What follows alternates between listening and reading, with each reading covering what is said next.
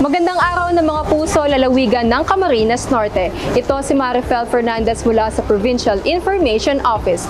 Makikita natin ngayon ang paglulunsad ng proyekto na tinatawag na Alaga at Kalinga, Alay Pangkalusugan o AKAP dito sa Barangay Gabon, Talisay, Camarines Norte sa ilalim ng pamahalaang panlalawigan sa pamumuno ni na Governor Dong Padilla at Vice Governor Joseph Ascutia.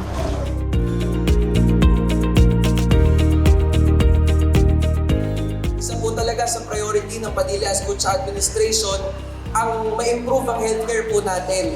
Ang ganda nga po ng panimula, February 14, Valentine's Day, Ashes Day. Sabi nga po nila, ang araw na ito is not only about love, but also about sacrifice.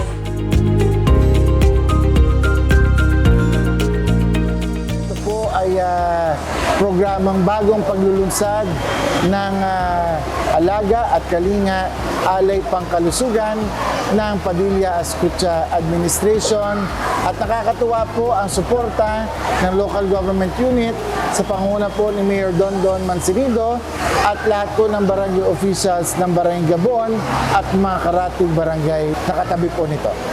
Ito po ay magandang pagkakataon na atin pong samantalahin kung saan inilalapit po ni Governor Dong Padilla at ni Vice Governor Joseph Ascutia ang programang pangkalusugan sa ating mga kabarangay.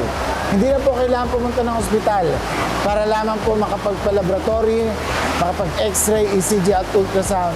Dinala na po dito sa ating barangay at sa mga susunod na araw ay baka naman po sa inyo kami mapadalaw.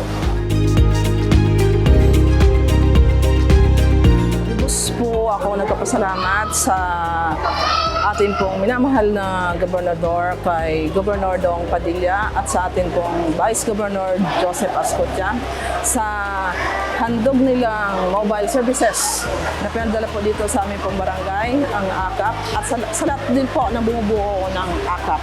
Maraming salamat po sa inyong lahat. Napakalaking tulong po ito sa aming pong barangay. At ito ang kaganapang Kapitolyo. Muli ito si Marifel Fernandez mula sa Provincial Information Office, naghahatid ng serbisyong alay sa Diyos, alay sa bayan. I-follow ang Camarines Norte Provincial Information Office Facebook page para sa mga balita ngayong exciting 2024.